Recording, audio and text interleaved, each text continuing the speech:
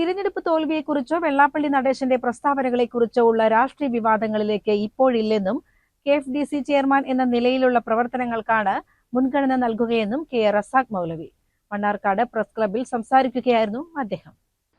കേരള വനം വികസന corporation KFDC അതിൻ്റെ ചെയർമാനായി ഡിസംബർ മാസം 22-ാം തീയതി കോട്ടയത്തെ ഹെഡ്ക്വാർട്ടേഴ്സിൽ വെച്ച് ചുമതലയേറ്റു. സ്വാഭാവികമായും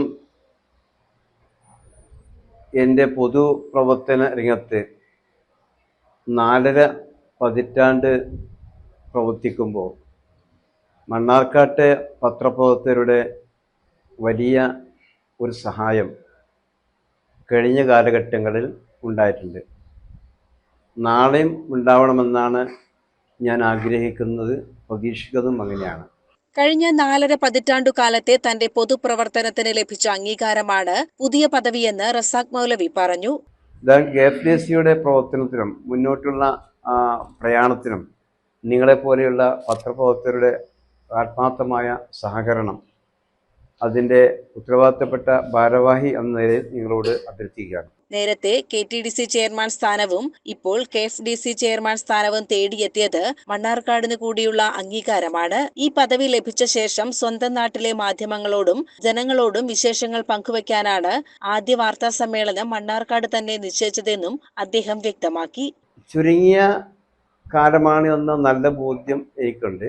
ആ ചുരുങ്ങിയ സമയത്ത് മാർച്ച് 31 വരെ നമ്മൾ നേരത്തെ തീരുമാനിച്ച കാര്യങ്ങൾ എത്രയും പെട്ടെന്ന് ചെയ്യുക എന്നുള്ളതാണ് നമ്മുടെ മുന്നിൽ ലക്ഷ്യം. അതോടൊപ്പം തന്നെ വരും വർഷങ്ങളിൽ നടപ്പിലാക്കാൻ പോകുന്ന പദ്ധതികളെ നമ്മൾ പ്ലാൻ ചെയ്യുന്നുണ്ട്.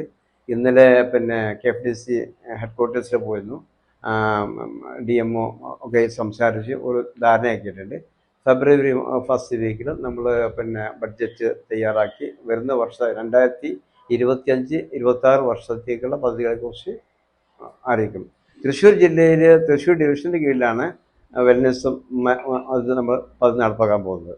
വികസന കോർപ്പറേഷന്റെ വരാനിരിക്കുന്ന പദ്ധതികളെക്കുറിച്ചും പ്രവർത്തനങ്ങളെക്കുറിച്ചും അദ്ദേഹം വാർത്താ സമ്മേളനത്തിൽ വിശദീകരിച്ചു.